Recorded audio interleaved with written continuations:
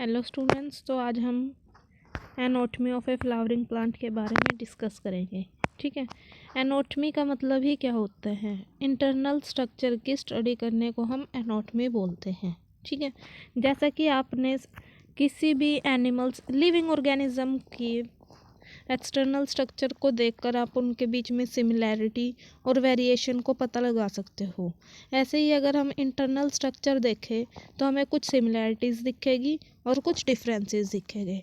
इस चैप्टर में हम इंटरनल स्ट्रक्चर के बारे में डिस्कस करेंगे और उनके फंक्शन के बारे में डिस्कस करेंगे प्लांट के। ठीक है, फ्लावरिंग प्लांट के। ठीक है। तो एनाटॉमी क्या होता है? Study of the internal structure of a plant is called as anatomy. ठीक है। Plant have the cell as the basic unit. Plant जो होते हैं किससे मिलकर बने होते हैं? सेल से मिलकर बने होते हैं। मतलब सेल क्या होते हैं? उनकी बेसिक यूनिट होती है। Cells are organised into a tissue. अब जो सेल्स है वो टिश्यू में ऑर्गेनाइज होते हैं। टिश्यू ऑर्गेनाइज होता है ऑर्गन्स में। ठीक है। डिफरेंट ऑर्गन जो होते हैं प्लांट में वो अलग अलग डिफरेंसेस शो करते हैं अपने इंटरनल स्ट्रक्चर्स में। अगर हम एंजियोस्पर्म्स में ही देखें तो क्या होता है? कुछ मोनोकोट्स प्लांट होते हैं, कुछ डाइकोट्स प्लांट होते हैं। अब इनका एनाटॉमिकली भी क्या होते हैं? डिफरेंट होते हैं। Internal structure also show adaptation to diverse environment. जो इंटरनल स्ट्रक्चर होते हैं वो एडेप्टेशन में भी हेल्प करते हैं। फिर हमारा नेक्स्ट टॉपिक आता है टिश्यू सिस्टम।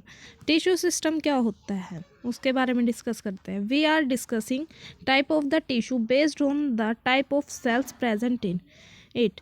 तो इस टॉपिक में हम क्या पढ़ेंगे कि किस टाइप के सेल्स प्रेजेंट होते हैं। मान लो हम कंसीडर करते हैं how tissue very depend on their location in the plant body.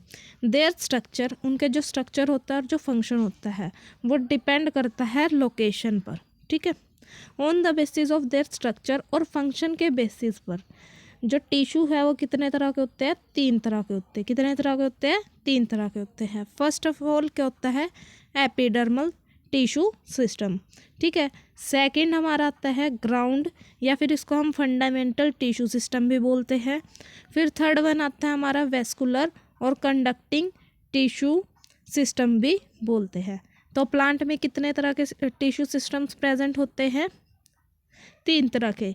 Epidermal tissue system, ground या फिर फंडामेंटल टिश्यू सिस्टम, या फिर थर्ड वन है हमारा वेस्कुलर और conducting tissue system. Okay.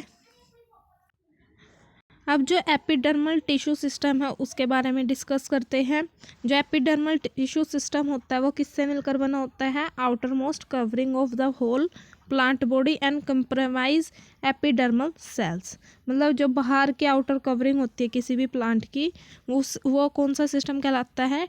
Epidermal tissue system कहलाता है। इसमें कौन से सेल्स प्रेजेंट होते हैं? एपिडर्मल सेल्स प्रेजेंट होते हैं। स्टोमेटा प्रेजेंट होता है एंड द एपिडर्मल अपेंडेंस भी प्रेजेंट होते हैं, जिसमें आ जाते हैं हमारे पास ट्राइकोम्स और हेयर्स। ठीक है। अब एपिडर्मिस क्या होती है? एपिडर्मिस आउटर मोस्ट लेयर होती है प्राइमरी प्लांट बॉडी की। ये किससे बनी होती है? It is made up of elongated compactly arrange cells. मतलब जो एपिडर्मल सेल्स होते हैं वो कैसे होते हैं? एलोंगेटेड होते हैं और कंपैक्ट सेल्स होते हैं, जो कि क्या करते हैं? कंटिन्यूस लेयर फॉर्म करते हैं। ठीक है। Epidermis is a usually single layer. जो एपिडर्मिस होती है वो क्या होती है? सिंगल लेयर होती है।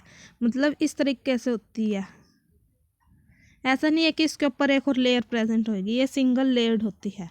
Epidermal cells are a parenchymatous with a small amount of cytoplasm linking the cell wall and a large vacuole. जो एपिडर्मल सेल्स होते हैं उनको हम पैरेन्काइमेटस भी बोलते हैं, और इनमें क्या होता है? Small amount of cytoplasm present होता है, सेल वॉल होती है और लार्ज वैक्यूल प्रेजेंट होते हैं। ठीक है। तो अगर हम कैरेक्टरिस्टिक्स देखें तो एपिडर्मल सेल्स की क्या होती है? या पैरेन्काइमेटस होते हैं। स्मॉल अमाउंट ऑफ साइटोप्लाज्म इनके अंदर प्रेजेंट होता है, सेल वॉल भी प्रेजेंट होती है। मतलब ये जो साइटोप्लाज्म है इसके अराउंड क्या होती है? सेल वॉल प्रेजेंट होती है, और एक लार्ज वैक्यूल प्रेजेंट होता है एपिडर्मल सेल के अंदर। ठीक है। ये क्या हमारा वैक्यूल है और ये क्या है साइटोप्लाज्म है और इसके अराउंड जो ये लेयर है ये हमारी सेल वॉल है। ठीक है, फिर आते हैं the outside of the epidermis is often covered with A vaccine thick layer called the cuticle. अब जो आउटर साइड होती है ये जैसे एपिडर्मिस सेल है, ठीक है, इसके ऊपर की साइड क्या होती है एक थिक वैक्सी लेयर प्रेजेंट होती है जिसको हम क्या बोलते हैं क्यूटिकाइल बोलते हैं। मतलब पहले एपिडर्मिस होगी, उसके ऊपर कौन सी लेयर होती है वैक्सी थिक लेयर होती है जिसको हम क्यूटिकाइल बोलते हैं। Which prevent the loss of water. अब क्यूटिकाइल का काम क्या होता है वाटर को लॉस होने से बचाती है, मतलब रेट ऑफ ट्रांसपिरेशन कम करती है। क्यूटिकल्स जो होती है वो रूट्स में अब्सेंट होती है। ठीक है, stomata are a structure present in the epidermis of the leaf. अब जो स्टोमेटो है वो क्या होते हैं कुछ स्ट्रक्चर होते हैं जो कि लीव्स की एपिडर्मिस में प्रेजेंट होते हैं।